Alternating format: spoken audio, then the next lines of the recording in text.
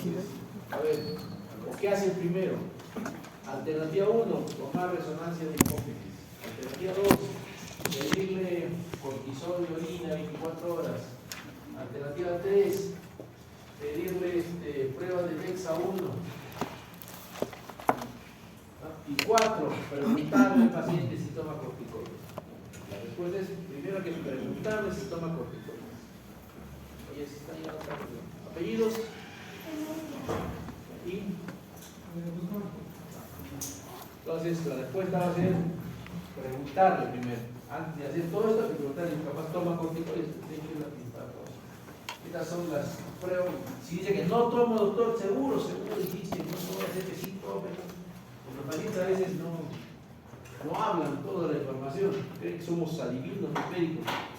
Entonces hay que insistirles, no tomar alguna pastilla para... No, solo voy al chamán y no sé qué me inyecta todos los días. Y me hace bien, y cobra más caro que usted, doctor. Si no toma nada, recién le hacen esta prueba. Si alguna sale alterada, Cushing, síndrome de Cushing. De ahí recién se pide, la siguiente pregunta va a ser, ya una prueba salió positiva, ¿qué le pide? Se pide ACTH, para saber si el problema está en la hipófisis o en las adrenales. Recuerden que Cushing es exceso de cortisol, pero el exceso de cortisol puede ser de hecho es de la adrenal, pero puede ser un tumor que esté en la misma adrenal o un tumor que esté en la hipófisis. 80% son tumores de hipófisis. Entonces le piden ACTH. Entonces, si la ACTH está suprimida, baja, ¿cierto? Si está baja la ACTH, este es un juego de números nomás, juego de gracias. Recuerden siempre el punto de la hipófisis suprarrenal. La suprarrenal es la que produce el cortisol. Entonces, el exceso de cortisol, la Cushing, entra ya no importa. Apellido, entonces, el tumor puede estar acá o acá. Entonces, para saber dónde está, porque esta produce ACTH, y el tumor acá puede estimular acá y esto produce exceso de cortisol. Les decía, el 80% son tumores hipofisiales. Hay también ectópicos o acá. Entonces, ¿qué le pides? ACTH. Si la ACTH está suprimida, entonces quiere decir que el tumor está acá. Este exceso de cortisol está suprimiendo la ACTH. Por eso dice acá, ACTH bajo, entonces el tumor está en adrenal. Si la ACTH no está suprimida, o sea, puede estar normal o elevada inclusive, ¿no? Entonces el tumor está acá. Pues dice acá, pedir resonancia o tomografía de hipófisis. Creo que eso faltaba. Y ahí está, le pide resonancia, te sale un tumor, acá está. Generalmente son microadenomas, ¿no? Y con eso ya está hecho el diagnóstico. Le mandas a operar, le mandas al cirujano, al neurocirujano, le opera, le saca y se arregló su Cushing. Le salvaste la vida a ese paciente. Cuando hablaba su compañero de cateterismo, les decía, se entra con una cánula hasta los senos petrosos, acá, y de ahí se toma las muestras. Esa prueba habitualmente no se hace, en Perú sí se hace, pero no es habitual, acá no hacemos. Estos son los radiólogos intervencionistas, es una especialidad. Radiología ya no es solamente interpretar rayos X o tomografías, ahora hace mucho intervencionismo, ¿no? Intervencionismo quiere decir que ellos mismos se encargan de con un catéter ingresan hasta acá, ¿no? Ingresan hasta acá y acá toman una muestra, ¿no? Eso se hace en Perú ya. Y ayuda cuando acá no sale nada. Acá sale, no hay tumor, entonces puede ser que sea tan pequeñito que no se ve, entonces mido de un lado y del otro, ¿no? ACTH. Y si hay un ratio, ¿no?, importante, más de un lado que del otro, digo, no, está en el lado derecho. O sea, al cirujano le digo, opera, saca el lado derecho, ¿no? Pero no hay tumor, bueno, pero ahí indica el cateterismo que ahí está el tumor. ¿No? Para eso se hace el cateterismo. Creo que ahí nomás, ahí quedamos. Bueno, solamente mencionar que el tratamiento de estos tumores es quirúrgico, ingresa por la vía actualmente transesfenoidal. Antes se ingresaba, antes era craniotomía, todavía se sigue haciendo, si es un tumor muy grande. Después se ingresaba por la boca, se levantaba el labio, por arriba se ingresaba. Ahora se hace microcirugía, porque obviamente es un espacio muy pequeño, pero por acá ingresan a la microcirugía, ¿no? Entran, llegan a seno esfenoidal, perdón, a senos nasales, llegan a seno esfenoidal, rompen esta pequeña plaquita de la base de la silla tuca y ya están en la hipófisis. Es muy fácil el acceso, bueno, fácil entre comillas, porque obviamente hay que tener mucha experiencia para eso. Y acá localizan el tumor, a veces el tumor sale de por sí, porque está a presión. Acá también es difícil porque, imagínense, se trabaja en 1 centímetro cuadrado, ¿no? Entonces a veces es difícil distinguir el tumor de la hipófisis. De hecho, en las cirugías de personas que no tienen mucha experiencia, a veces sacan la hipófisis, ¿no? Por sacar el tumor sacan la hipófisis también, o parte de la hipófisis, ¿no? Y así nos da otro cuadro que se llama el hipopituitarismo. Una de las causas es justamente postquirúrgica, ¿no? Sacan y queda justamente con hipopituitarismo, que es el capítulo que vamos a entrar. Hipopituitarismo, entonces,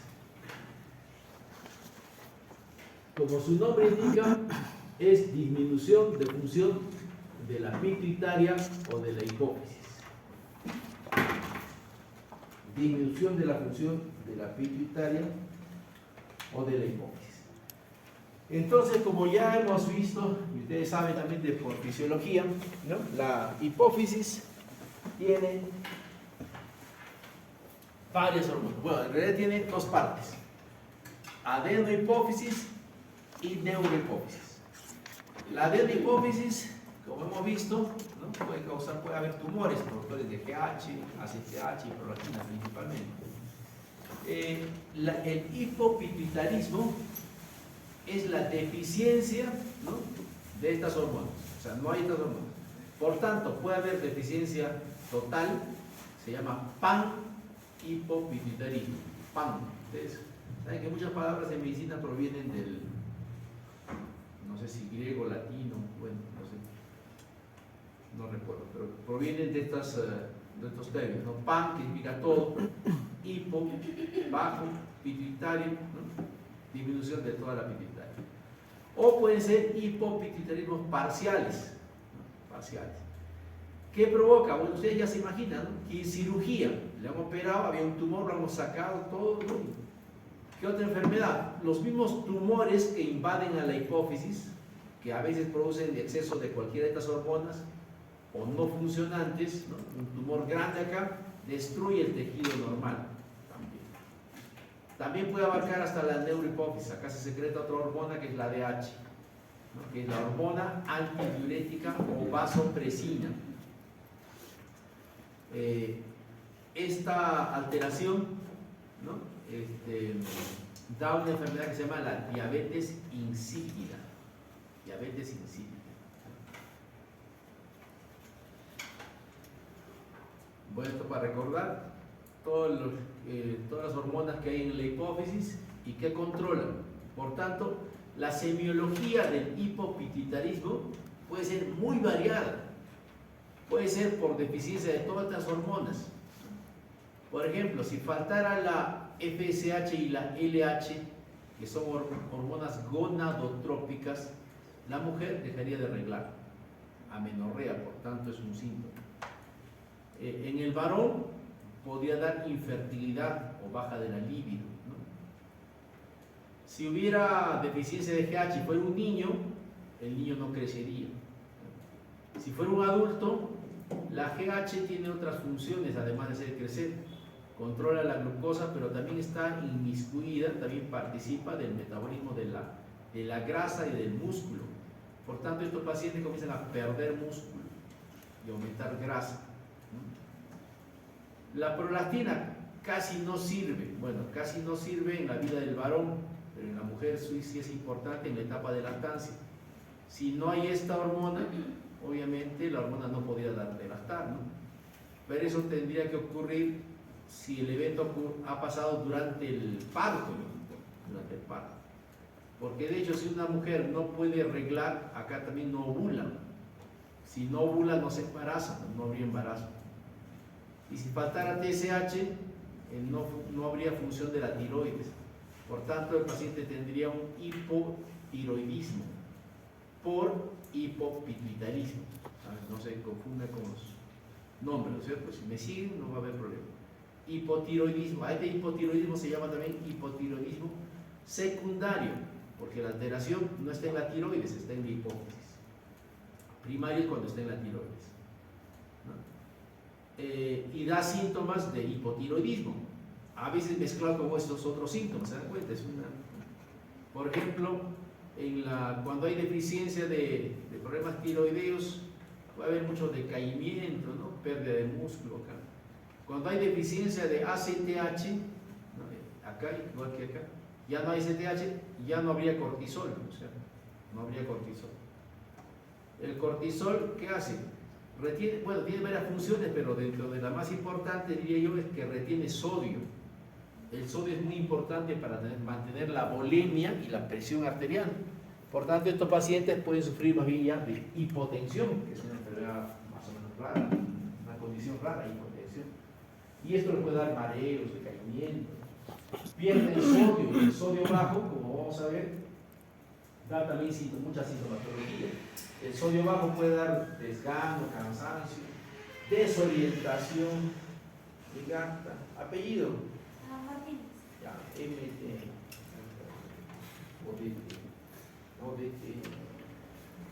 Pierden sodio y la hiponatremia da, como le decía, desorientación, mareos, ¿no? Puede ser leves, ¿no? Hasta severos, ¿no?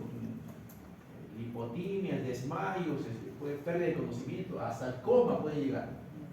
Entonces la semiología, por tanto, es demasiado variada, pues, ¿no? Es difícil distinguir estos pacientes. Las causas, como ya mencioné, ¿no? Neurocirugías, tumores que dañen esta zona, traumatismos. Se ha visto que los boxeadores, por ejemplo, con personas que sufren muchas contusiones, se ha visto esto, hay estudios en boxeadores, en futbolistas, estos futbolistas de fútbol americano, hemorragias subaracnoideas, todo lo que dañe a la hipófisis. Cualquier cosa que dañe, usted se imagina que va a dañar a la hipófisis, puede causar hipopituitarismo. Los tumores que se sientan acá, ¿no? Adenomas, tumores de origen no pituitario.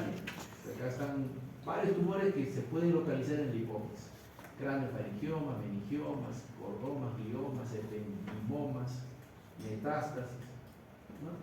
También infecciones. Es raro que llegue una infección a este nivel, pero también está dentro de las causas, ¿no? Meningitis, abscesos, infarto, que se infarte a veces el tumor comprime algunas arterias y se infarta el tumor y la hipófisis de paso, se infarta.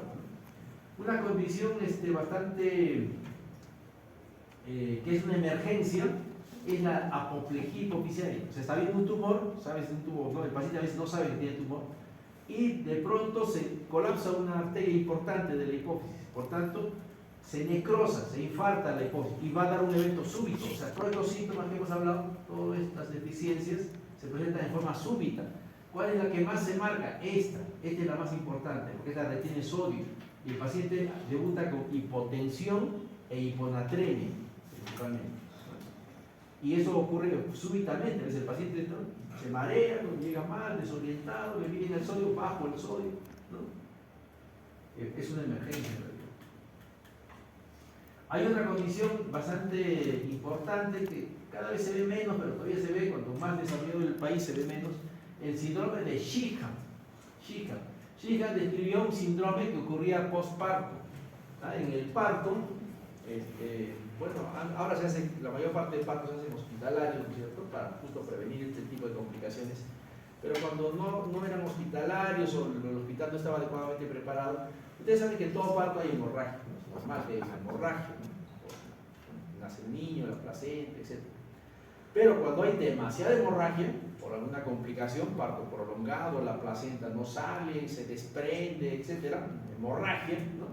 La paciente entra en shock hipovolémico, ¿no es cierto? La cantidad de sangre que pierdes es demasiado importante y el volumen sanguíneo baja. Entonces, el organismo responde a shock hipovolémico con vasoconstricción y vasodilatación. O sea, el sistema vascular es inmenso, ¿no es cierto? Pero el volumen va a depender de cuánta vasodilatación y vasoconstricción haya. Entonces, para compensar esa pérdida de volumen, va a haber vasoconstricción en algunos órganos. O sea, quiere decir que las arterias se van a contraer. ¿Para qué? Para que el espacio sea menor, de tal forma que el volumen que estoy perdiendo se va a contraer también, ¿cierto? Entonces, para tratar de mantener el volumen. Eso hace que algunas estructuras, algunos órganos reciban muy poca sangre. Al contraerse la arteria, ¿no? La arteria que lleva sangre a ese órgano se contrae, se disminuye el volumen. Y eso ocurre en la hipófisis. En la hipófisis va a haber vasoconstricción de las arterias, ¿no? Y a tal punto que deja de haber irrigación para la hipófisis. Para salvar otros órganos, ¿no? Va a haber vasodilatación a nivel cardíaco, ¿no? A nivel de otros órganos que son más importantes para la vida en ese momento, ¿no? Así responde nuestro organismo. Y al haber vasoconstricción de las arterias hipofisarias, la hipófisis se necrosa. Se necrosa, ¿no? Necrosis, infarto, ¿no? Y bueno, si la paciente se salva, ¿no? Se recupera, se salva, le ponen sangre, suelo, etc. Entonces sobrevive, ¿no? Pero le queda un hipofisitarismo. La primera manifestación es: ¿podrá lactar? Durante el embarazo ha elevado su prolactina. Y durante el embarazo, la prolactina ha hecho que se produzca leche. O sea, tiene leche en la mano. Por tanto, si lo pone al bebé, va a haber leche, ¿no? Va a haber leche. Los primeros días, hasta la primera semana. Pero después, como no hay producción de prolactina, la leche va a ir disminuyendo, ¿no? Y no va a haber lactancia. Además de otros síntomas que puede haber, ¿no? De hipopituitarismo, ¿no? Entonces, todavía se ve. Yo tengo pacientes que se ha detectado Shigam años después, años, porque después sobrevivió y dijeron, pues no tiene leche seguro, ¿no? Y ahora pues hay sustitutos, ¿no? Y años después tengo una paciente bien interesante que después comenzó a bajar de peso, le calificaban de depresiva, decaimiento, se mareaba, ¿no? Se hospitalizaba, le daban náuseas, vómitos de vez en cuando, se hospitalizaba, le hidrataba, le ponía su suelito, mejoraba, se iba a su casa. Otra vez, y así, la hiponatremia, otra cosa que me olvidé decir es que da náuseas. Y esta paciente así, se gusta adelgazar, 40 kilos. Y por ahí un día en el hospital me llaman porque encuentran, no entendían la TSH. La TSH estaba, ese caso interesante, por eso les. La TSH estaba así. Y por ahí le pidieron porque pensaba que tenía hipotiroidismo. Entonces, la TSH estaba, la TSH se conoce acá y la tinoxina acá, T4. Entonces encontramos la T4 baja y la TSH normal, ¿no? Entonces, ¿qué significa eso? Que la tiroides, bueno, acá nos quitamos la tiroides, cambiamos de órgano más, ok. Listo. La tiroides, ¿no? O sea, T4 bajo, la tiroides no funciona, ¿no? Pero cuando la tiroides no funciona, la TSH se sube mucho como respuesta, porque tiene feedback negativo, no hay T4, y esa es la causa, es el hipotiroidismo más común. El 90% de hipotiroidismo es primario acá. Pero en esta paciente encontraron la TSH normal. O sea que quiere decir que no se estimulaba por esta caída. ¿Por qué? Porque la señora había tenido chica hace años, ¿no? A partir de eso le pedí otra prueba, le pedí FSH, un poco para que aprendan a interpretar las pruebas. La señora ya tenía como 60 años, o 50 y tantos. FSH es la hormona folículo estimulante, ¿cierto? Entonces, después de los 50 años, les presento al ovario, ¿no? Después de los 50 años el ovario no funciona. Dice, ya, se acabó mi chamba, me voy, ya dejó de funcionar. Por eso que la mujer a partir de los 50 años más o menos deja de producir estradiol. Al dejar de producir estradiol, deja de reglar, porque el estradiol es el que aumenta el endometrio y hace reglar mensualmente. El ovario ya no funciona, se jubila, ¿no? ¿Y cómo creen que está la FSH?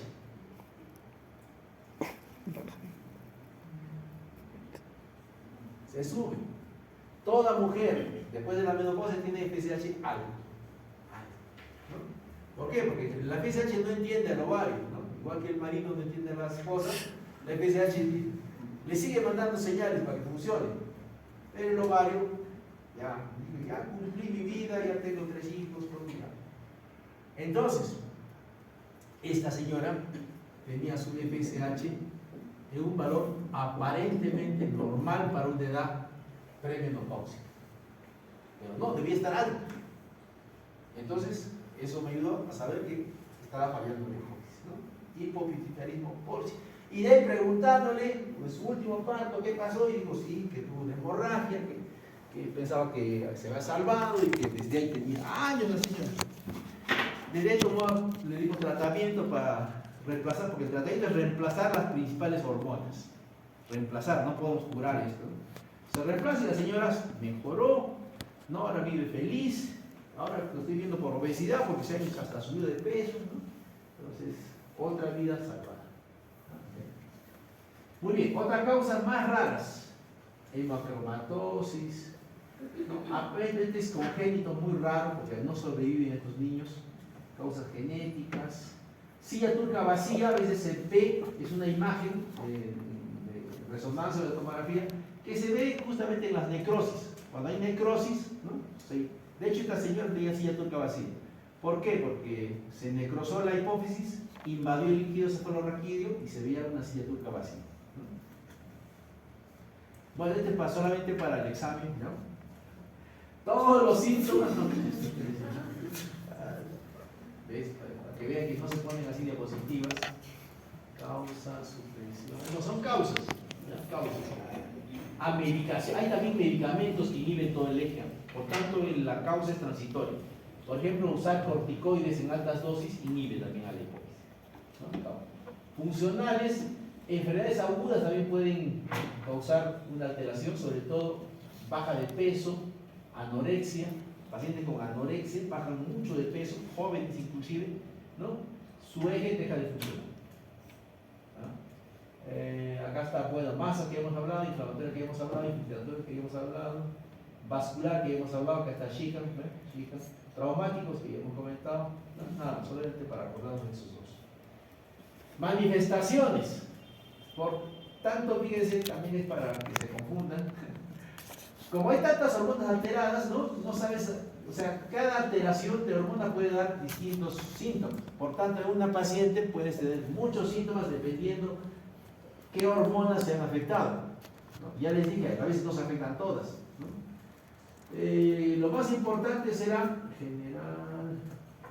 Bueno, cuando fíjense acá, la ACTH es la que le da más síntomas. Acá está inmiscuida casi en todas. ACTH se queda fatiga, cansancio, astenia. La ACTH hace perder peso. La deficiencia de TSH puede hacer aumentar peso, ¿no? ¿Cuál predomina? Yo diría ACTH. Generalmente pierden peso. Baja la capacidad de ejercicio, ¿no? Acá está incluida la GH, la CTH, la PSH. Alteraciones en la calidad de sueño, también todas las hormonas que se ven. Depresión, lo que le decía esta señora. Es más, estaba con tratamiento para depresión. Le daban pastillas para la depresión, fluoxetina, no sé qué más. Obviamente la señora dejó todas las pastillas después. Tomaba tratamiento para gastritis, porque pensaba que las náuseas, vómitos que tenía era por gastritis. Pero no, era por hiponatremia. Todo mejoró. Alteraciones cognitivas, ¿no? Pierden un poco, no están pues alertas, no están bien estas personas, ¿no? Pueden tener mucho frío si está afectado la tiroides. Recuerden que el ACTH, hay que recordar acá que el ACTH acá también se produce en la hipófisis, también se produce la MSH, que es la hormona melanocítica estimulante, la que nos da la pigmentación. Entonces, si no hay esa hormona, el paciente se pone pálido. Le tomas hemoglobina, está normal, pero está pálido, ¿no? La piel también se seca, cae de cabello. Si está alterada la TSH, puede dar hipertensión, pero si está alterada la CTH, da hipotensión, por lo que les dije, pierde sodio el paciente, ¿no? Fíjense, puede haber hipertensión o hipotensión. Generalmente da hipotensión. Bradicardia, baja la cantidad de masa muscular, puede haber dislipidemias, ¿no? Y hay más alteraciones. pulmonar, puede haber alteraciones en la respiración, gastrointestinal, principalmente por deficiencia de sodio, por alteración del ACTH.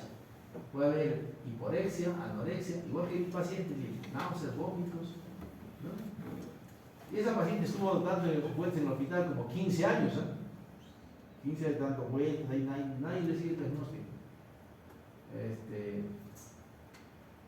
Diarreas, alteraciones musculares, renales, si tiene diabetes insípida, recuerden que diabetes insípida, deficiencia de ADH, de hecho va a haber poliuria, polidipsia, ¿no?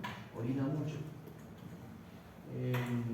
Reproductivas, básicamente las gonadotropinas. ¿Cuál es la principal, la que se deben acordar, la que va a entrar al examen? Amenorrea. La paciente no regla, tiene 20 años, deja de reglar, algo está pasando en el eje, acá. O está mal el ovario o está mal la hipófisis. Son dos cosas. Amenorrea. En el varón, disfunción eréctil, baja de la libido, infertilidad. ¿Y sigue? No.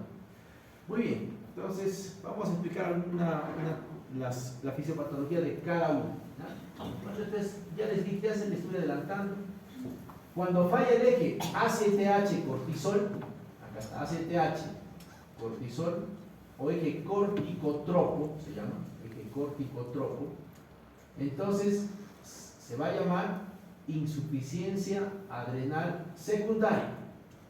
O sea, es parte del hipopituitarismo, insuficiencia adrenal secundaria, ¿no? Primaria, por si acaso, para que sepan cuál es la diferencia, primaria es cuando falla la adrenal, secundaria cuando falla la hipófisis, terciaria cuando falla el hipotálamo. ¿Ya? Esa es la diferencia. ¿En qué participan las adrenales? El cortisol. Son hormonas de estrés, participan en las hemorragias, pérdida de volumen, en las hipoglicemias. ¿Y qué hacen?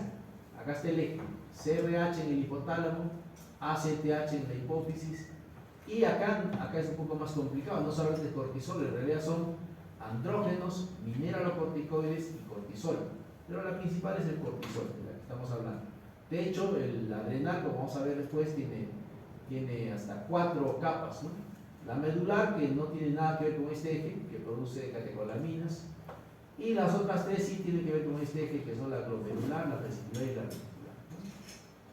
Estas, además del control de la CRH, tienen un control por el sistema renina-angiotensina-aldosterona, si ustedes recuerdan. Son sistemas que básicamente controlan el volumen. Cuando ustedes pierden volumen, o un paciente pierde volumen, estos sistemas se activan. ¿Qué hacen? Retienen agua y sodio principalmente. Igual que un shock hipovolémico, por ejemplo.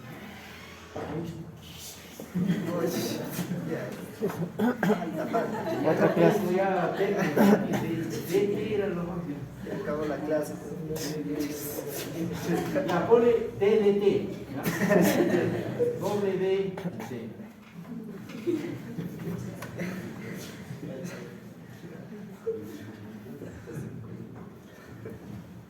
Bueno, hay que reconocer que tiene cojones detrás de esta hora, ¿no?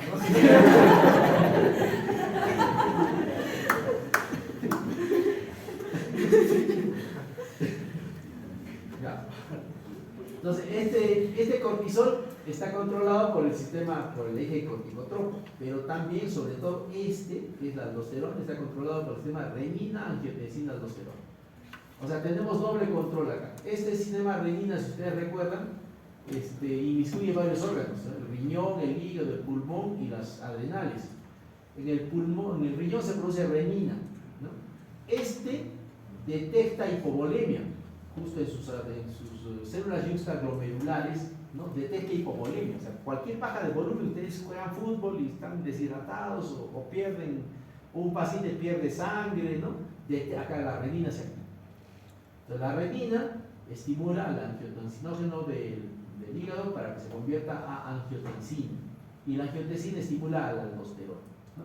Y la aldosterona, ¿qué hace? Es un mineralocorticoide que retiene sodio y agua. ¿Por qué? Porque estoy perdiendo, ¿no? O sea, es un sistema que detecta pérdida de volumen sanguíneo, ¿no?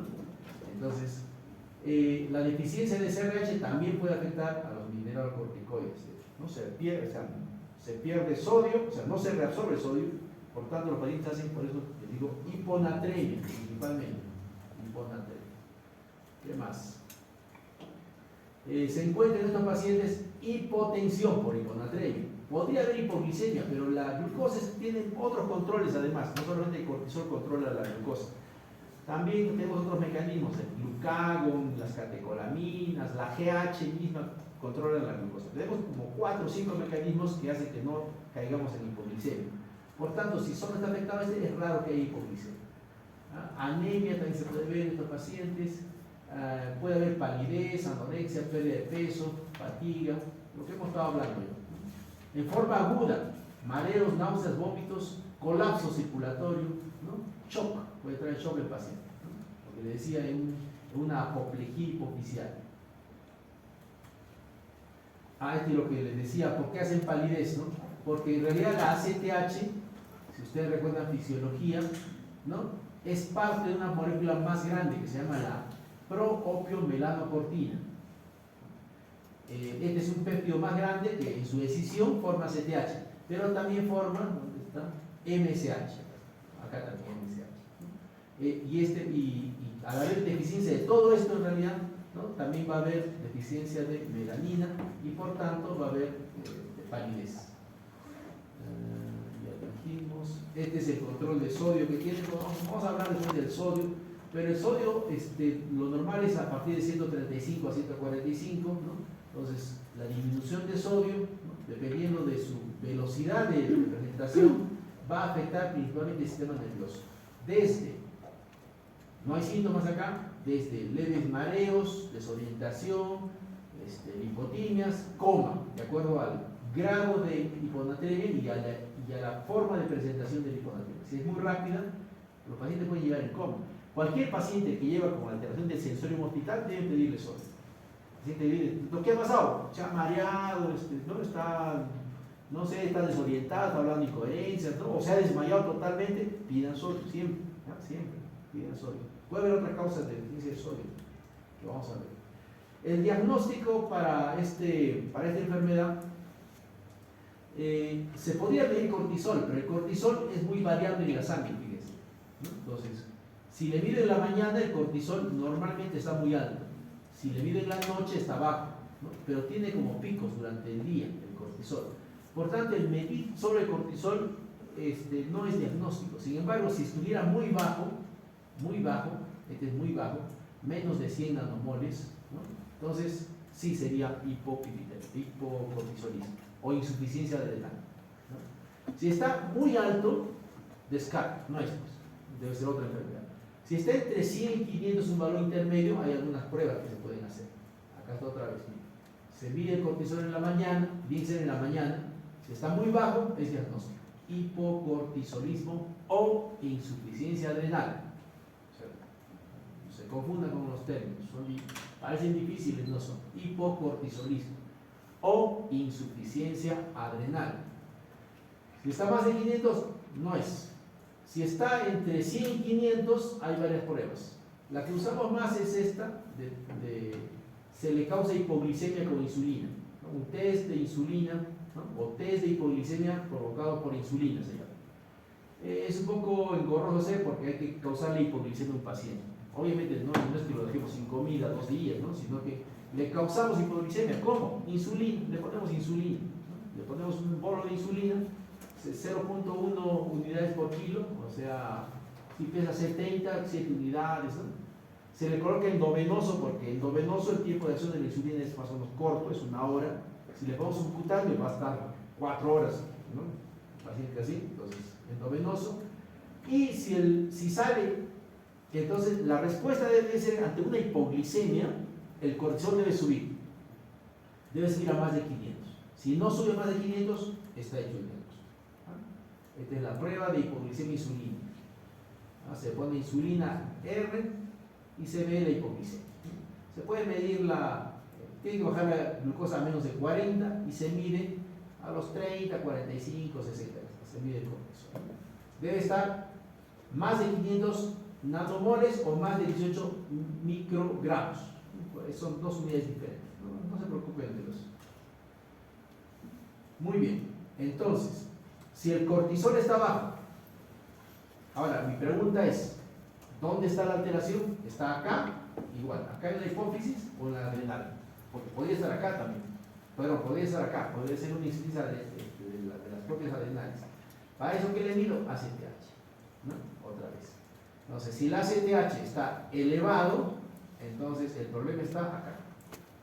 Si la ACTH está normal, como mi paciente, recuerda, normal o bajo, entonces el problema está acá. Esto se llama secundario. Esto es parte del hipopituitarismo. Hay otra prueba que se hace con cocitropín, pero no tenemos esto acá en Perú, así que no lo hacemos. El cocitropín es ACTH, o sea, se le pone ACTH a un paciente. Se le pone ACTH con un fármaco. Este para diferenciar también. Obviamente, si el paciente eleva el cortisol, ¿no? Entonces quiere decir que el problema estaba acá. Si el paciente no eleva cortisol, a pesar que yo le pongo ACTH, dice que el problema está en la adrenal. Porque le estoy poniendo ACTH, pero no eleva el cortisol, entonces el problema está acá. Otra prueba para diferenciar si es secundaria o primaria.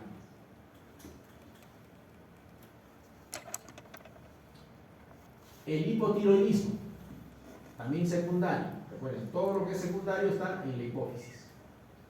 Entonces, el paciente que puede tener los síntomas de hipotiroidismo: frío, estreñimiento, pérdida del cabello, piel seca, alteraciones cognitivas, ¿no? Se puede encontrar en el paciente aumento de peso, bradicardia, hipotensión, ¿no? El diagnóstico también se hace midiendo TSH y T4, ¿no? La T4 va a estar siempre baja. Recuerden que acá el problema está acá.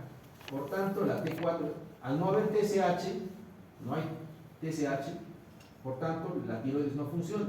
Por tanto, el nivel de T4, tritiroxin, T4 es bajo. Y el nivel de TSH puede estar bajo o normal. Bajo o normal. ¿No? Si estuviera alto este TSH sería primario, porque responde, ¿no? Por feedback estimula la TSH. En este caso, como falla acá en la hipófisis, la TSH puede estar baja o normal. No se puede estimular, baja o normal.